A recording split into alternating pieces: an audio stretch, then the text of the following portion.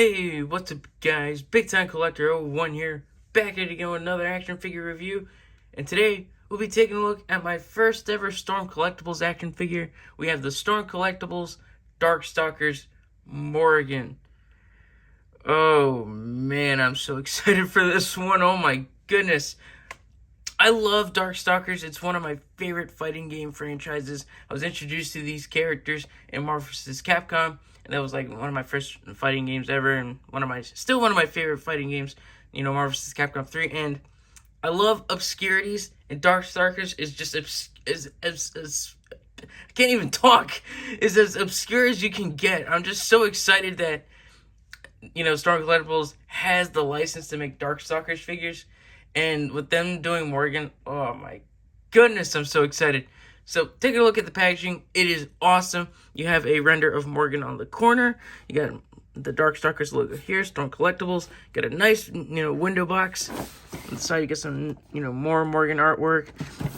On the back, get some product shots. There's a bio here. It is in Japanese, so if any of my viewers are Japanese and can read this, there you go.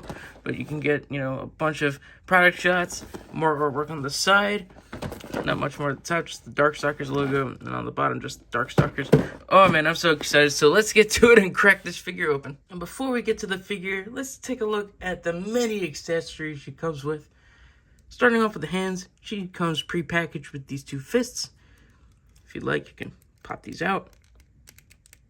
She then comes with a pair of open hands. She then comes with a pair of these, other open hands with the fingers more splayed out. Then she comes with a pair of these, clawing hands. And then lastly, she comes with these pairs of hands that are, with the fingers that are more curled in. These are I think these are specifically for the Soul Fist move that, to replicate the Soul Fist animation. Because she, supports her elbow or her arm when she's doing it. It's like on the back of the box. Like right here when she's doing that. And speaking of Soul Fist, she comes with this bat. This is, how it looks in Darkstalkers. And the way I'm used to Soul Fist is from Marvel vs. Capcom 3, where it was the saber-toothed tiger head. But this is cool nonetheless. As you can see, it comes with this stand. The bat has a peg hole at the bottom. You plug it in. And the stand has multiple different posts. There's two of these posts. Here, let me see if I can grab them. You see, it comes with more of these posts. It comes with two of these double peg posts. This one seems to be shorter. This one's longer. And then it comes with four of these posts with the hole and then the peg at the bottom. That way you can use it for different sizes and different heights. So that's pretty cool. She also comes with these two bladed pieces. These are actually supposed to replace the feet, but I can't seem to get the feet to come off. So I'm not going to try and pop them off right now. I'm a little afraid to break the figure. Maybe some heat will help, but as you can see, you just plug them into the feet, and these are supposed to replicate some moves where she, does like some kicks where her like foot becomes like a blade. So that's really cool. I thought the promo images only showed one, but I'm glad that she comes with two. Out of the package, she comes with this head sculpt equipped. As you can see, it's like a nice neutral expression. She then comes with this more smiling head. It's the soft smile, which is really nice. It fits into her character. She then comes with this more angry head sculpt. It's very similar to the neutral one, but you can tell just by how angled the eyebrows are. She then comes with this head, which is so stupid. I don't know. It's supposed to be funny. It's, when she, gets hit. I've never seen this animation in Darkstalkers, so I probably have to replay the game just to see it. But, yeah, this is when she gets hit. Her eyes are bulging out. She's screaming. So, I don't know. This is kind of a stupid head. I kind of wish that they put in a different facial expression with this instead of this head. So, I don't know. It's cool. It's a cool inclusion nonetheless. And lastly, the figure comes with some interchangeable hair, which is so nice to see. I'm so happy that she comes with some interchangeable hair. As you can see, out of the package, she comes with this, more straighter hair. It's, kind of flared out a little bit. It's straight. We can just pop this off. And every head does this, so, you can put the different hairs on any other head. So her first interchangeable hair piece is this really big one. As you can see, it's wide. It's got, a lot of space here. That's probably for like articulation or just for some action, or, some action poses, which is really cool to see. I know she's had this hairstyle before in the games as well.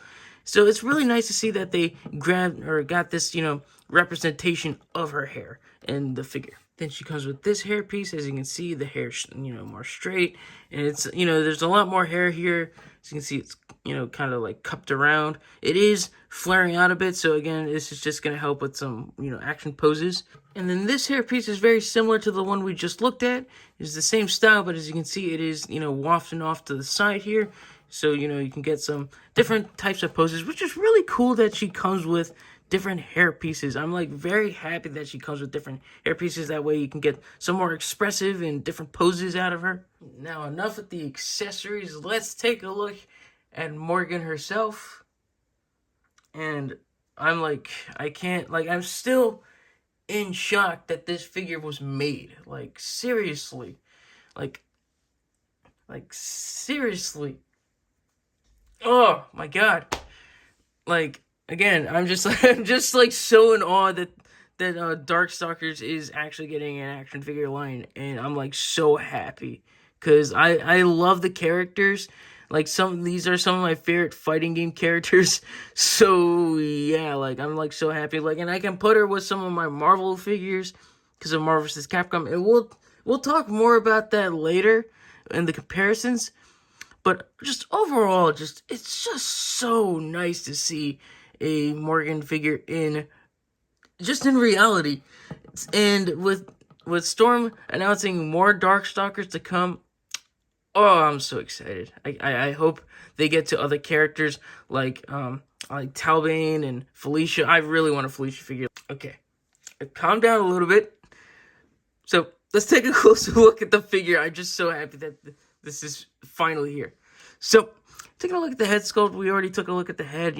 Each head is really nicely painted and done nicely. I love all the facial expressions. The bat wings up here are not articulated, so be very careful when you're handling the head because you don't want these to snap off. So yeah, but they're painted very nicely. You get the the white spike here, the pink in the wings. Moving down to the rest of the figure, as you can see, they captured the likeness from the game so perfectly. The outfit is just so perfect. It's just a great representation of what, Morrigan looked like in Darkstalkers. Again, it's just really cool just to see this, and, the figure is painted very nicely. There's not much sculpting because it's all smooth, but that's just how, it just looked in the game. There wasn't much detail. This is a game that's been, hasn't had a new release in like 3 decades. That's how obscure this game is. But again, the costume details are really nice.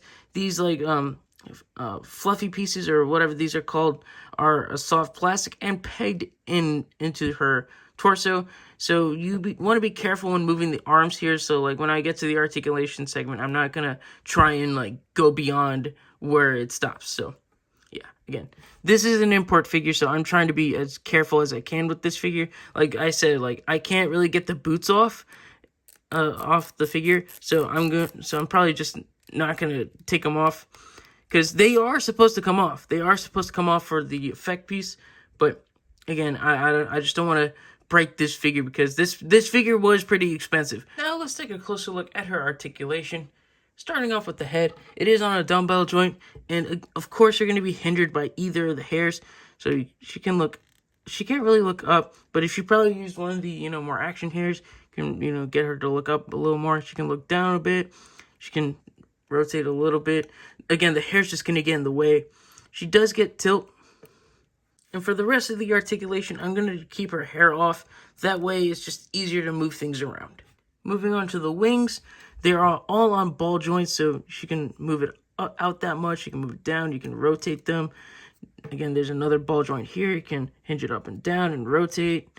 And then, again, another ball joint, so you can hinge it up and down and rotate. And that's for both the wings. So, again, seeing the articulated wings is also really nice to see. Like I said earlier, I'm not going to try and, push the elbows to their limits, but the shoulders can move up, or the arms at least. The shoulders can move up that much, can move down.